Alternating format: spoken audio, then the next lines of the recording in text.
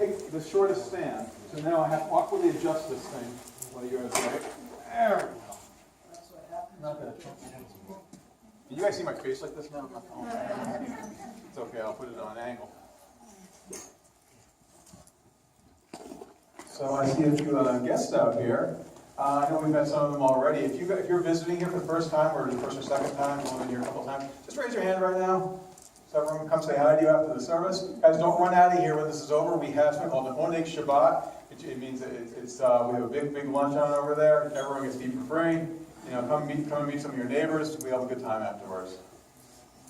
So, am I started now? So, last time out, I told you I was doing a sermon this year on the great characters of the Bible. And the last one I had done was on Joshua. And that was so great. Like, the book of Joshua, it's this great triumphant story of God fulfilling all the promises and have a righteous generation to follow God with all their hearts. You know, this wonderful and selfless leader who led his people to victory. And Joshua had such a happy ending. The children of Israel win the war with the help of God, of course. And at the end, Joshua asks Israel to promise to always love God with all their hearts. And they all said, yes, of course we will. And the book ends, and it was great. So, of course, I turned the page, and I start reading the book of Judges. Congregation, I'm so depressed. No, I'm not kidding. I read my Bible at night before I go to sleep. And I was like, I don't want to do this. This story is so sad. So all throughout the Torah, God is planting the seed for this perfect society. The laws of Torah envision a world where no one ever goes hungry or has to be poor. The corners of every field are left to those who need help. Every man has responsibility to his neighbor. Everyone gets to rest from work. Even the animals, even the land gets to rest 1 year in 7. And the land that God gave to his people can never leave their family. Even if they sell it, it will be returned to them in the Jubilee year. Israel would need no king, because God would be their king and rule over them. It's a beautiful, beautiful vision. But then you get to the book of Judges, and we just see this harsh reality that Israel never established any of the things that God commanded. They never created the ideal society. They never created the Jubilee year. They never created anything that Moses and Joshua and God dreamed of. Instead, at the beginning of the book of Judges, we read that after the death of Joshua, the children of Israel began intermingling with the Canaanites. They started marrying their women and started to worship their gods. So rather than create an ideal society, the children of Israel were content to become just another nation. So they turned away from God. They worshipped idols of wood and stone. And over time, forgot the teachings of the Torah. So in return, God doesn't so much punish them as much as he withdraws his protection from Israel. And he allows their enemies to overtake them and subjugate them. This isn't done to punish Israel. God allows this so that in their misery, Israel will remember the God who delivered them from the hands of Egypt and cry out for him to save them one more time. God always does. The Judges is a book of repeating patterns, spiraling, unfortunately, in a downward spiral. Israel sins. God allows the enemies to oppress them. Israel cries out for help, and God saves them. Watch for this repeat. No matter how faithful God is, Israel always forgets and returns to the idols and to their sin. Stop book. There is one bright spot, though. One redeeming value in every generation. When Israel is being repressed or oppressed, God raises up a deliverer to lead his people back to freedom and to remind them who their God is. These remarkable people are called the Judges. So, Judges. What does Judges mean? So the word shoftim doesn't mean judge like in the Judge Judy sense. These people didn't rule on matters of law. They were tribal leaders who would rally the entire nation of Israel together under a single banner and lead them in times of war. So, despite everything, the book of Judges actually starts out pretty good. The first few chapters of the book tell the stories of people like Othniel, Ehud, and Deborah. We read Deborah's song in our Haftorah portion this week. So these are epic stories. And they're also really violent. So be warned if you're going to read them to your kids. But the sense that you get from them generally is that these people were truly great leaders. They were faithful to God, and they genuinely led Israel into long golden ages of peace and faithfulness. But, as I said before, Judges is a book of repeating patterns, spiraling down. And as we keep reading through the book of Judges, we see that the quality of these judges begins to decline. The judges at the beginning of the book were the righteous and faithful. And the judges we read about at the end are corrupt, sinful, and ultimately ineffective leaders who were unable to establish any kind of lasting peace in Israel. So I guess the question I have for today is, what happened? The first half of the book of Judges is good, and the last part is bad. What will we find if we look right in the middle? Where did it all go wrong? And what caused this decline? What lessons might we be able to learn in this dark and difficult book? So I think the answers to those questions are found in the story that's right in the middle of the book of Judges. The story acts as a fulcrum. You guys know what a fulcrum is? You ever see like a lever? It's like a triangle and then there's a board on it. And the fulcrum kind of balances everything out. So this story acts as like the fulcrum of this book, and as it pivots from good to bad. So today, let's look at the story of Gedeon. So if you guys have your Bibles, you can pull them out right now to Judges 6. So the story of Gedeon is expounded in chapters 6, 7, and 8 of Judges. And then the story about his sons go on to even chapter 9. And this is significant in itself. So up until this point, the stories of all these different judges have been very short and formulaic. Israel sins, God appoints a judge, the judge leads Israel to victory, and peace in the land. Now, in contrast, Gideon's story goes into far more detail about the man himself. So the first part of his story is all about his own faith development before he even picks up a sword. And after he defeats Israel's enemies, we expect to see the cycle repeat again. But instead, we get 2 more chapters about Gedeon and everything that he does after he wins the battles. So the Bible seems to clearly be painting Gedeon as someone who's far more complex and nuanced than the people who came before him. And you know how much I like that, right? See, black and white, so fun. And he's gray. And Gedeon is the perfect example of a gray character. Because on one hand, you read his story, and there are all these wonderful things about him. He's superlatively excellent leader. He also has these very negative aspects to his character that manifest increasingly in the second half of the story. So Gedeon is neither a good judge nor a bad one. He's this transitional figure in the book of Judges. He stands somewhere between good and evil. And I think that if we can chart his rise and his fall, we can maybe identify just where he and the entire book of Judges starts to go wrong. So let's jump in at Judges 6:11. Before I just say, I feel bad demystifying these characters in the Bible. I point out all their awards, and I feel especially bad about Gedeon because he does have a pretty spectacular rise. So I did a standard Google search for images of Gedeon, and I found tons of pictures like this one. Gedeon is this huge, muscular warrior, invincible in battle. It makes sense. Look how Gedeon is introduced. So an angel of the Lord appears to him while he's out working. And the first thing the angel says to him is, "The Lord is with you, O mighty man of valor. Go with this might of yours, and deliver Israel from the hand of Midian." Now, what an introduction. I wish people introduced me like that. This is Jared, he's a mighty man of valor. See, you think the angel talked about Hercules after he completed his labors the way he was talking him up. So the angel makes a point to repeat how mighty and brave Gedeon is.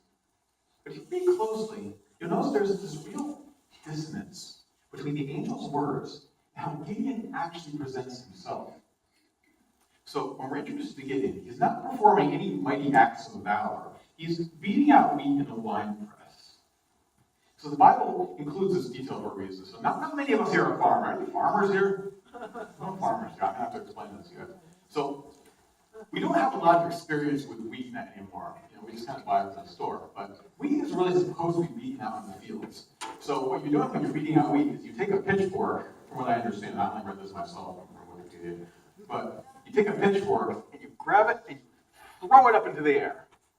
And what that does is wheat has something called chaff inside of it. It's stuff you don't eat. And the wind takes the chaff away from the good stuff. And it takes a lot of space. See, these guys are all outdoors. See, now Gedeon, why was Gedeon doing this in a wine press in that case? See, Gedeon had carried all his wheat into this wine press, this cramped little room under the ground. Picture that. He carried it into this cramped little room under the ground, and he was doing all his work there because he was hiding from the Midianites. The Midianites were those people who were oppressing Israel. The Midianites did not live in the Israelite territories in those days. They lived on the borders. And whenever the harvest time came around, they would raid into Israelite territory like locusts, and they would steal all the food that Israel had spent all year growing. So Gideon was hiding in the wine press because he was afraid that his Midianites happened by to beat him up and take his lunch money. Now look how he responds to God's commission to deliver Israel. Gideon makes every excuse he can to get out of it. I'm from the smallest tribe in Israel, and my clan is the smallest clan in my tribe, and I'm the smallest guy in my clan. So, and it gets even better, Israel asks the angel to prove that he's really an angel, not just a crazy guy who came by this farm. So, long story short, the angel proves to him by bursting into flame. He disappears into the night sky. And Gideon's reaction is great. He's just utterly terrified. He's like, oh no, that was God. I was actually talking to God. Oh no, I saw his face. No one can see God's face. I'm going to die. No one can see God's face. So Gideon is freaking out so much that this poor angel who just made this great dramatic exit, he has to come back and calm Gideon down again. So I can just imagine the angel going back to God. He's like, God, I delivered your message to the mighty man of valor you were talking about, but I think I might have gotten the wrong guy. What's happening here? On one hand, we read that Gideon is strong, he's brave, but on the other hand, many of his actions are those of someone who's very fearful and cowardly. What I think we're seeing here is a man who is at war with his own nature. So on one hand, God is absolutely right about Gideon. And he does prove himself to be brave and a great leader. But on the other hand, he also suffers from a lot of fear. See, God intentionally calls him a mighty man of valor. And this isn't just butter him up. God's not trying to flatter him. God calls him this because he can see the courage inside of Gideon, even if Gideon can't see it in himself. God is encouraging Gideon to embrace the best parts of himself, not the worst. It's very telling that God reveals himself to Gideon while he was separating the wheat from the chaff. Gideon was pulling out the good parts of the wheat and throwing away the useless parts. God is doing the same thing to Gideon that Gideon is doing to the wheat. God is saying, get out of that wine press. Stop hiding. Don't be the man and live to be. So the whole rest of the story of Gideon is God attempting to separate the wheat from the chaff when it comes to Gideon's soul. The story is just fascinating. On one hand, Gideon is this amazing person. He does everything that God tells him to do, and he does it with excellence. But on the other hand, we see this fear and these negative qualities creeping up at every opportunity. Gideon is struggling with the two sides of his nature. Struggling between the courageous servant of God and the selfish man that are both living inside of his soul. I'm going to show you what I mean here. So Gideon is living at home on his father's farm. And his father had these idolatrous images on his property. He had an altar to Baal, who was a Canaanite weather deity, and a Sherapole, which is a fertility goddess. So you know how I feel about that stuff. He doesn't like it. So God tells Gideon to begin his new career with a big statement. Tear down these idols. Let all of Israel see that Adonai is God. So what does Gideon do? Well, on one hand, Gideon does exactly what he's told. He tears down the altar and he cuts down the pole. But on the other hand, Gideon doesn't make much of a statement at all. Rather than acting in boldness, Gideon sneaks out at night to knock the stuff down because he was afraid that the people who were supposed to be, he was afraid of the very people he was supposed to be inspiring. And in the end, Gideon doesn't even stand up for himself. When the people come out saying, "What did you do to our gods?" His father has to protect him. His father comes out and says, leave Gideon alone. If Baal has an issue with him, Baal can come down and fight himself. Gideon obeys, but his faith in God is tinged with fear. And the fear is still there, even when we read that God clothes Gideon with the Ruach HaKodesh, and he calls all of the tribes together. But the fear is still there, even then. So God commands Gideon to gather the tribes together. And on one hand, Gideon does exactly what he's told. He sends out messengers to all the tribes, and they listen to him. And everyone gathers around. He gathers this huge army of 30,000 people. But, on the other hand, on the eve of battle, everything is going according to plan. The tribes are gathered, the battle plan has been drawn up, everyone is ready to go. Everyone, that is, except Gideon. So Gideon goes out, and he's like, "Okay, God, here's the thing. I know you came down, you talked to me face to face, and you told me with your own voice, yes, to fight against the Midianites, but are you really sure that's what you want me to do? Maybe you could give me some kind of sign?" So he maybe he took his coat off or something. He lays out a sheet of fleece, and he calls his name. "Okay, God, if you want me to do absolutely nothing and just go home, then when the sun rises and dew covers the ground, which it will every day, make sure that there's no dew on the ground, just on this fleece." So this is the guy who admits that he has spoken to God face to face and received very clear instructions already. He has been given plenty of signs already. He knows exactly what he's supposed to do. It seems to me that he's asking God to break the laws of nature because he's hoping God won't do it, and then he'll have an excuse to go home. So of course God gives him exactly what he asked for. The next morning, the whole ground is completely dry, but all the dew is on the fleece. This is an unequivocal, "Yes, Gideon, I want you to fight." So Gideon picks up his wet fleece. He's like, "Yes!" Okay, so he rings it out. He's like, "Okay, God, maybe that was just a fluke. If you really want me to fight, make it so the ground is wet and the fleece stays dry." So of course, God makes the ground wet when the fleece stays dry. So Gideon goes up to a third time, but God just makes lightning strike down and Gideon runs away. So again, what we're seeing is a man who is, on one hand, serving God faithfully, but there's a lot of reluctance and fear involved. And I think that's really important to understand this about Gideon and about ourselves. See, so often we read the Bible, we put these characters on the pedestal, and Judaism is especially guilty of this. We tend to think of our patriarchs and our heroes as these flawless human beings. That's not what real people are like. Real people are like Gideon. We have great courage, and we have enormous faith, but we also have fear and doubt and selfishness. There's more than one side to the human soul. We are made up of both good and evil. And it's our goal and our journey to overcome our dark sides and be the people that God wants us to be. And that's definitely Gideon's journey and his struggle. So let's see what happens next. So, in chapter 7, I think God decides to teach Gideon a lesson. So Gideon has had all this self-doubt because he doesn't think that he's brave enough or strong enough to do the job that God wants him to do. He looks at the army he's assembled. And, it's 30,000 people. That's nice.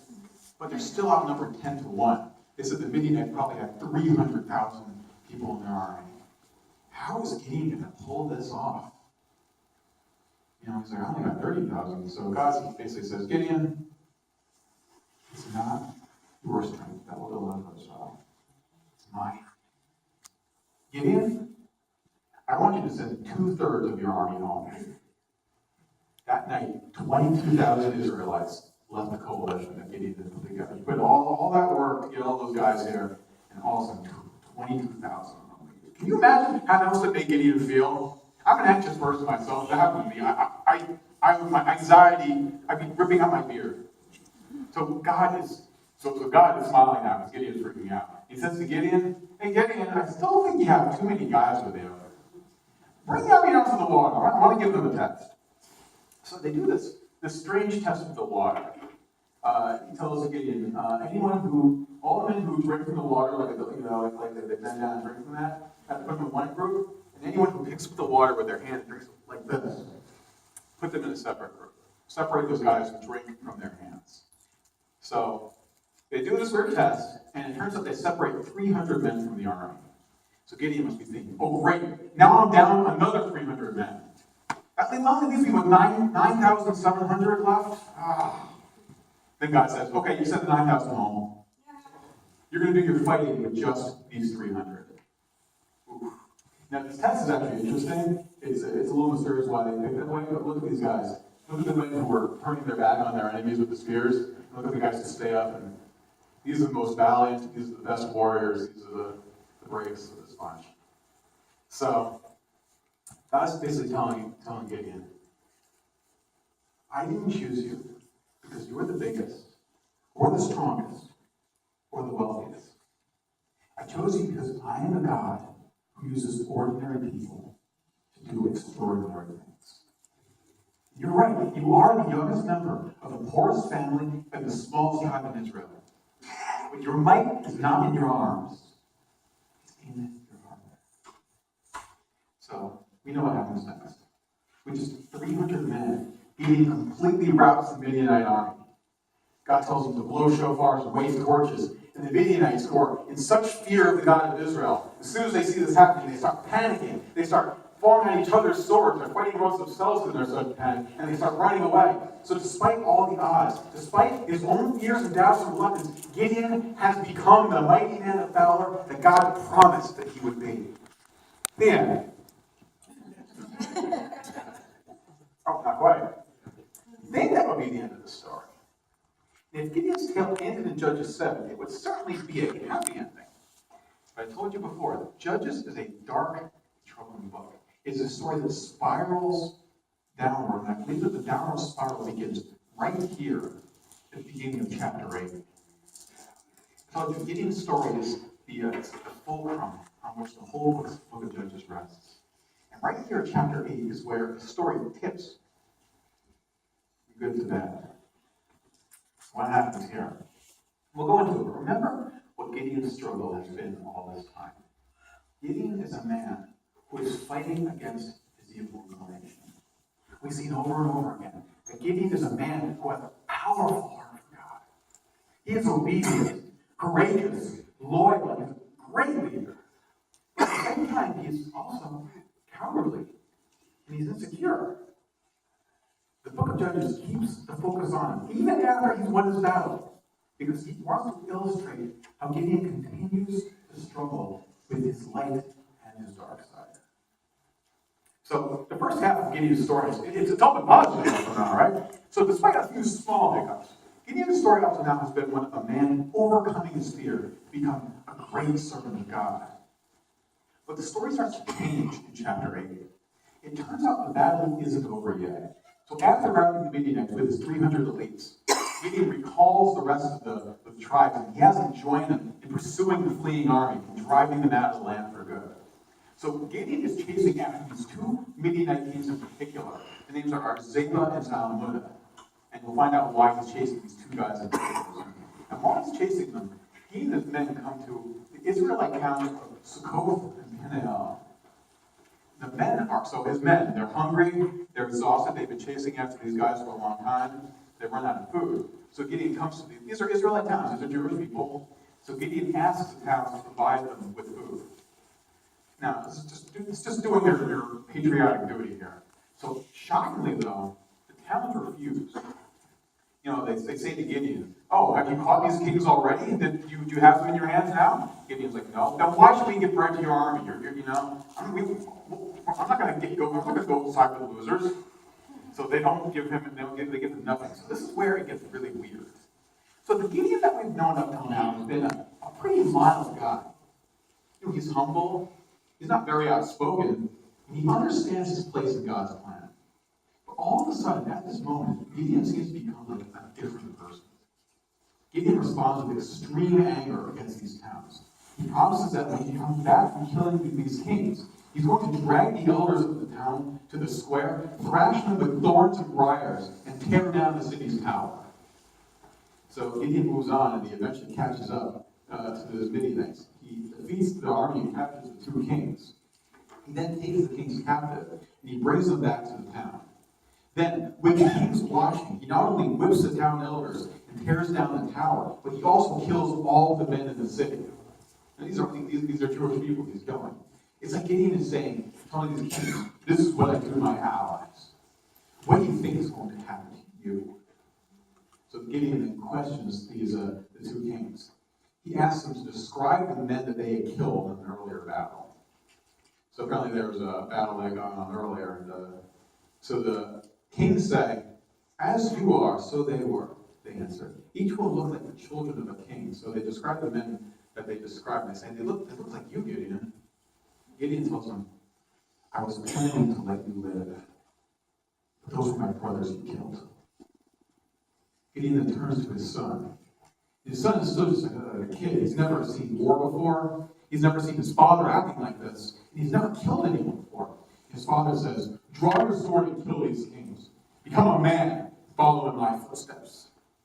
And this boy, he's never killed anyone before. He's too afraid to even draw his sword. And so Gideon kills the kings himself. This is a strange and disturbing episode. What happened to Gideon? On one hand, his actions are completely justified. The townspeople who refused to help him are clearly disloyal to Israel. And Gideon's whole job was to kill Midianites, but his motives are troubling. Look at the reason that Gideon gives for punishing the towns. So when he comes back to the town with the two kings captives, he comes back to he hands the men his coat and he said, behold, Zebin Zalmunna, about whom you mock me. Look who I have now. The guys you were insulting me about. You guys insulted me. You mocked me. Gideon isn't punishing the town so harshly because of their disloyalty. He's punishing them because they insulted him. Gideon is acting for very personal reasons. And it's the same with the two kings. Gideon makes it clear that he's killing the kings as an act of personal revenge. He even says that he was planning on letting them live if they hadn't personally injured him. So Gideon's supposed to be fighting a national battle here. Do you guys remember when Saul spared the king of Amalek? You're not supposed to do that. It's a job that you have to do. But Gideon says, you know what, I think I'm going to spare these guys. He doesn't do it, but he doesn't do it for personal reasons. He's fighting a national battle here for God and for Israel, but he seems to be fighting for himself now. Gideon has always struggled with his dark side. But before, where the good in him overcame his fear, now the pendulum seems to have shifted. Gideon is still doing the right thing. He's weeding out corruption from Israel, and he's following God's commands to drive out our enemies. But now his actions are laced with personal ambition. But Gideon's greatest test is yet to come. So in the very next episode, we see the aftermath of the war. The war is finished here, and the men of Israel are all ready to go home. But before they do, they all come together, and they make a very tempting offer to Gideon.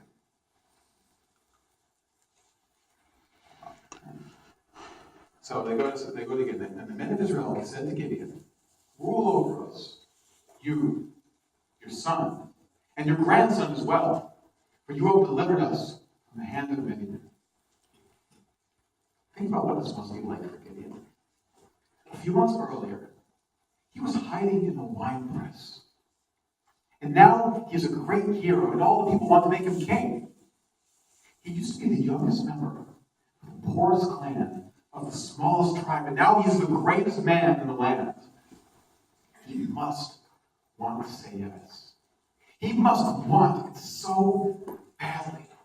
We know that Gideon has a dark and selfish side, and at this moment, his dark side and his light side, the good in him and the evil in him are at war. They're in conflict with each other. Part of him wants to say yes, part of him wants to say no, and he's struggling now.